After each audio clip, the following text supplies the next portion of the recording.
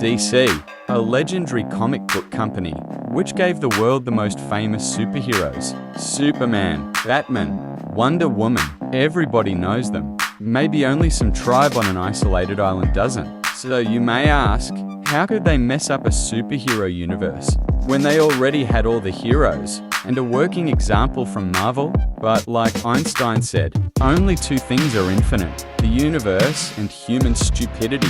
But I'm not sure about the universe. Today, we will talk about the DC Extended Universe, created by Zack Snyder, but no deep details, only the most important parts. Why it was a failure from the very beginning, how the studio messed it up so badly, they had to reboot everything, and why, even if some fans scream, bring back the Snyderverse, it won't help.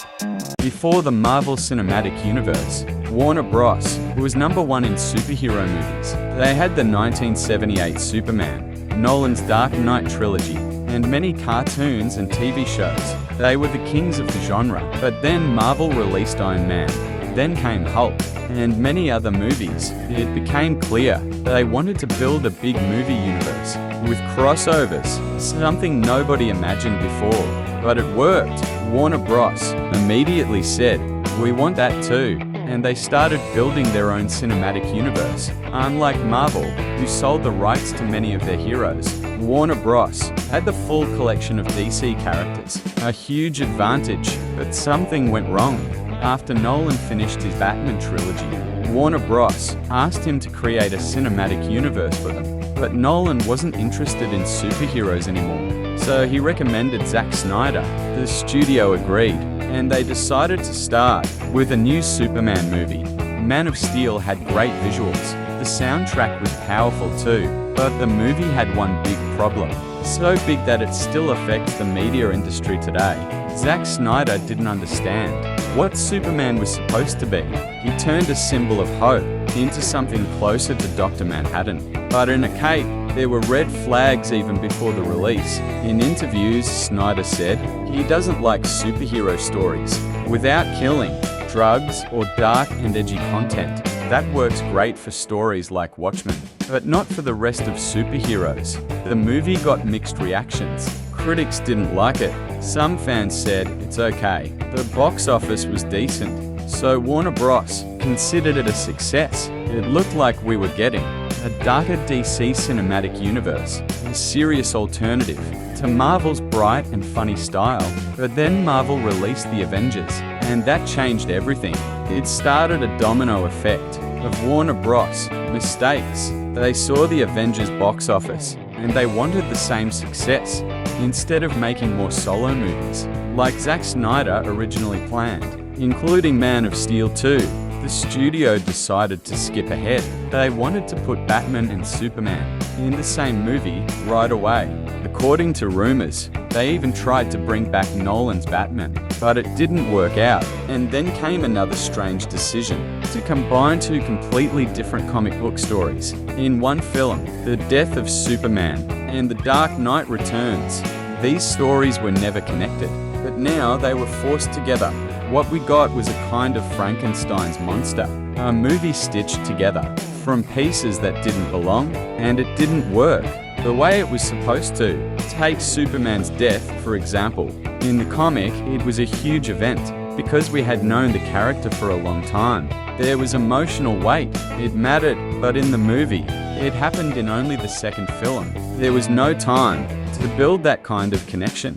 The studio saw the reactions and thought maybe the movies are too dark, so they changed the tone fast. Suicide Squad was supposed to be dark too. At first it was, but then they cut it, reshuffled scenes, and remixed the whole movie to make it look fun and colourful. The trailers were bright from the beginning, so the final product completely ruined the audience's expectations. Even if you liked Batman v Superman, you probably didn't enjoy Suicide Squad.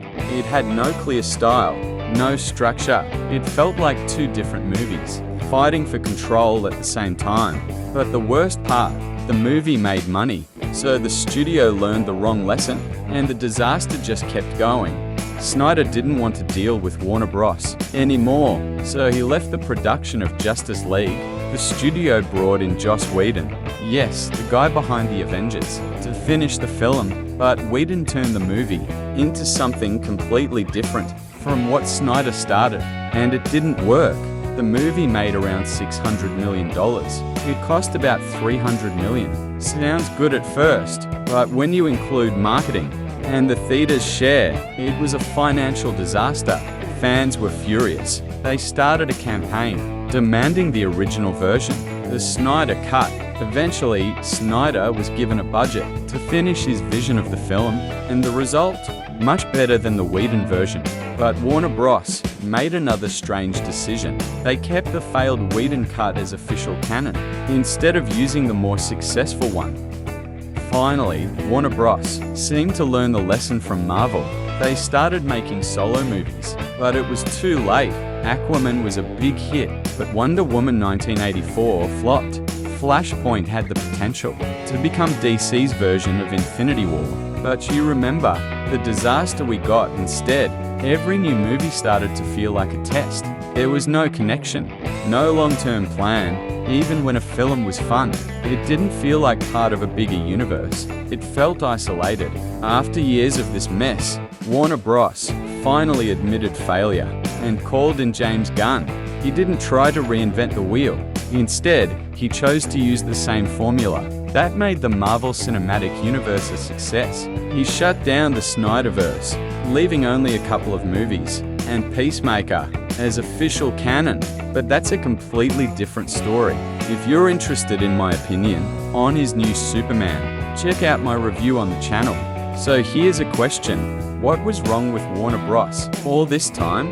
Why couldn't they stop obsessing over Marvel's box office and just take their time to do things right years ago when they already had Marvel's example in front of them? I'm pretty sure you won't expect the answer I'm about to give, and honestly, it applies to almost everything happening in the world. The scary truth is this: having billions of dollars doesn't mean having billions of IQ points. People with money and power who control or influence our lives are humans, just like us. They're not playing 5D chess. They're not secret geniuses. They're just dumb. Tell me what you think in the comments. Correct me if I got something wrong. And don't forget to like and subscribe. See you in the next video.